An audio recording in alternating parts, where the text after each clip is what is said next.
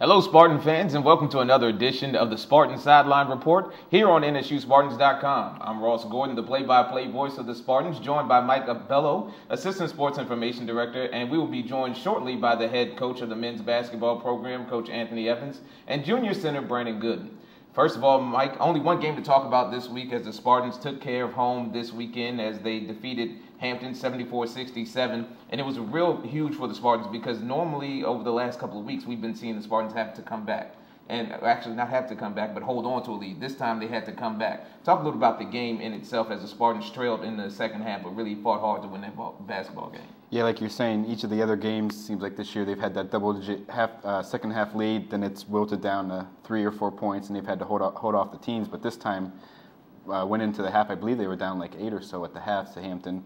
Came back, and the defense really fueled them there. They forced like 11 second half turnovers there for Hampton, bunch of steals there by Jamal Fuentes, and that kind of really fueled their offense and got them going. Easy baskets were the key to the second half. You look at the points in transition, but you also look at the points in the paint. The Spartans did a good job of really holding their own inside against a very athletic team in Hampton, led by Brandon Goode, especially in the second half. Ended up with 9 points before fouling out, but his surge in the second half really got the Spartans going. Yeah, Brandon was key, and Brandon's always going to be key no matter what game, just because of his height and his size. You know, he has the ability to not take over games, but he has the ability to really score some points, get some key rebounds over some of these smaller centers and forwards that are guarding him. So that's always going to be key here on out. Deja vu for the Spartans as they now travel to Baltimore, Maryland to take on Coppin State and Morgan State. And it just seemed like yesterday, which it was last week, that we took on Coppin State and Morgan State. It's a different feel because you're playing them on the road. But talk a little about the matchup with Coppin State and Morgan State, because these are two teams that played us tough at home. Yeah, they are. And the nice thing is it's only been 2 weeks since we've played them, so they're still fresh in our minds. You know, we only had the Hampton game in between those games and the games this weekend. So it's fresh in their minds. They know, everything about them. It's not like they've played 6, 7 other games and they've kind of forgotten about them. Everything's fresh in their minds, so they know, hey, we know what these teams are capable of doing to us, so we just have to go in there and neutralize the home crowd and we'll be okay. On a 6-game winning streak, as we now welcome in the head coach of the Norfolk State University Spartans, Coach Anthony Evans, and we're now getting to a place where we're starting to see the same teams over again. We see the Coppin State and Morgan States this weekend, but Hampton over the weekend was a huge game for us just to get that rivalry win down. Had a great crowd at Joe Eccles Hall to support you. Talk a little about the game in its entirety. Well, I mean, the energy was incredible. The crowd, everyone was hyped up for the game. Guys came out. I didn't think we played particularly well in the first half, but we were able to stay within range. I think we were down 7 points at the half. Then we had to make some adjustments. Defensively, I thought we turned it up in the second half. We were able to get some steals, some easy baskets, and we were able to take the lead toward the end of the game. In the locker room in the half, what did you kind of tell your guys, especially for the defensive side, that helped you fuel that second half surge that you guys had? Well, I thought it was a lack of energy. And when we came out, we started playing with energy. We started to press a little bit. Again, you alluded to 11 second half turnovers, and that's something that we need in order to be consistent, night in and night out. Before we hit the stretch end of the basketball game, let's talk a little about some of the ways the game goes along in conference play, because you don't really get a natural flow to the game, it seemed like, because there was a lot of free throws shot in that ball game. Talk a little bit about how it takes your team to focus when you don't have a flow to a game, because it seemed like we got into a rhythm a little bit defensively, the game sort of slowed down a little bit with the fouls. Well, I mean, it's tough. It's tough anytime, a lot of fouls are called because there's no natural flow to the game. Again, the first half was pretty much like that, but I thought we did a good job of just maintaining, staying close. And once you do that, especially when you're home, you give yourself a chance to win. So again, we had to go into the locker room and make some adjustments. We talked about what we needed to do, rebounding, getting out, pressuring the guard, because the freshman Powers was hurting us. So we needed to keep him under control. And once we did that, we were able to take the lead. You guys did take the lead up to 10 points at one point. Now, every win that you've had this year, you've had a double-digit lead in the second half. But I'm sure you're kind of a little concerned about your free throw shooting. Missed, I think, like 9 of 10 at one point down the stretch there where you could have easily put it away a lot sooner. Were you guys out there working the very next day, had them working on their free throws? No, we took a couple days off. Took a couple days off. Yesterday we worked on free throws. We shot a lot of free throws yesterday. And, it's going to be in-game.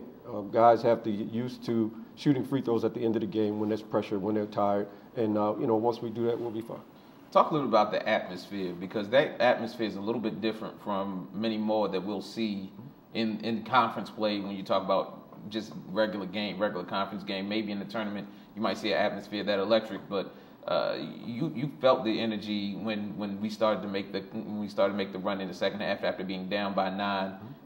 You felt the energy in the building. How do you keep your guys from losing that going into the next game? Because it can be sort of a little bit of a lull if you go into an arena which is probably not going to be as packed as Joe Eccles Hall was. Well, we always talk about it one game at a time, and I know coaches say that a lot. You know, it's a cliche, but that's how you have to handle it. You have to go and take every opponent one game at a time. You know, again, when we played Coppin State here, they gave us a game.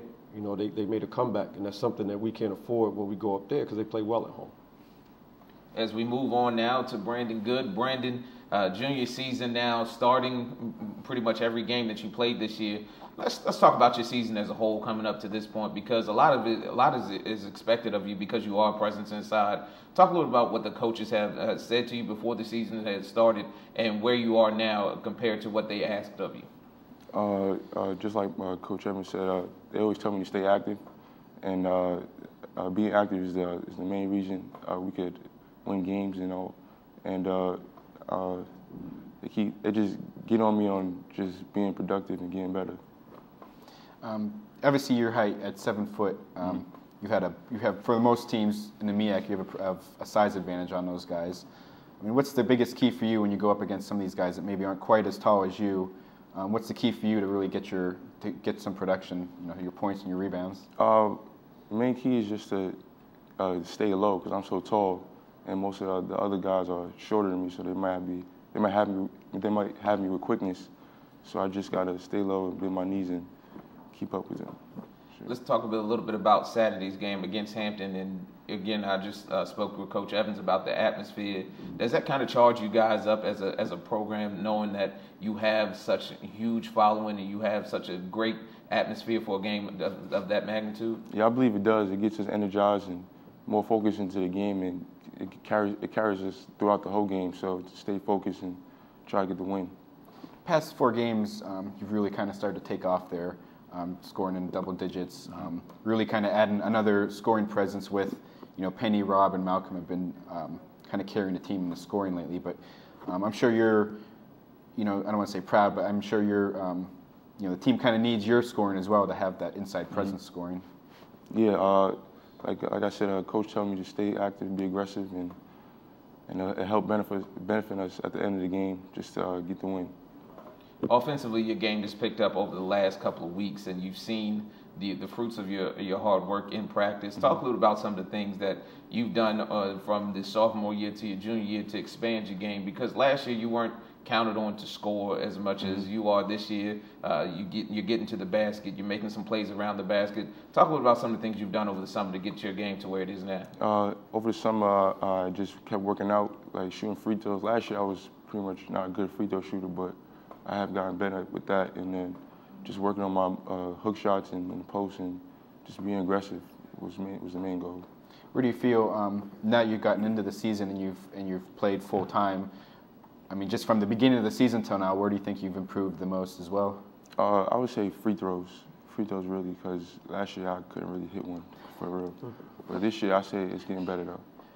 We move into this weekend's contest as we take on Morgan State and Coppin State over the weekend. Both teams lost to North Carolina Central over the weekend, and both teams are coming in reeling just a little bit as we bring you back in, Coach Evans. Coppin State's a team that has the ability to shoot a lot of threes. They like to shoot the three, like to get up and down the floor.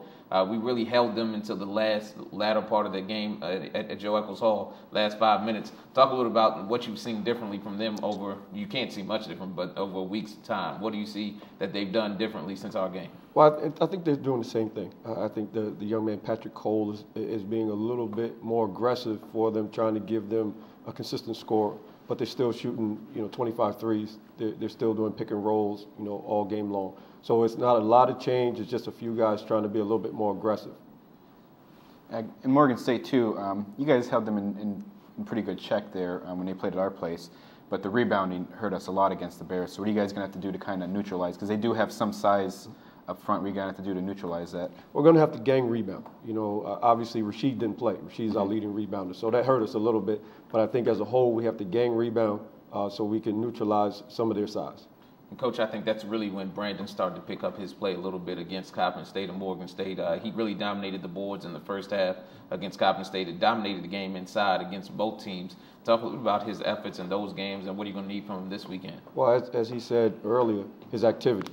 You know, he's 7 feet tall, he can block shots, runs the floor, and when he's active, he's one of the best big men in this league. So we're going to need him to do that, to pick it up a little bit more, because the second time around is a little bit tougher. So, you know, we need him to go in focused and ready to play. And finally, Coach, I know you're looking at this game. You're talking about two teams that have lost two tough games against a team just like where we are right now, undefeated in conference play. Coppin State lost a close one to Central, and so did Morgan State on Monday. What do you get from your team, and what do you say to your team going into this weekend's games because they are so huge? Well, we have to be prepared. You know, they're going to give us their best shot. Morgan won against A&T, and they lost a close one against Central. So they're going to be ready to play. Both teams are back home. They're going to be energized. They're going to be ready to go. Thank you, Brandon. Thank you, Coach. The Spartans hit the road this weekend, as we mentioned, to take on Coppin State this Saturday in Baltimore. Game times at 4:00 p.m. Then on Monday evening at 7:30, the Spartans will travel to Morgan State. Be sure to keep up with all the news surrounding NSU athletics by logging on to the web at www.nsuspartans.com. We would like to thank the NSU Creative Services Department and Coach Evans and Brandon for their help here today. And for Mike Bello, I'm Ross Gordon. Until next week, thank you for watching the Spartan Sideline Report on NSUSpartans.com.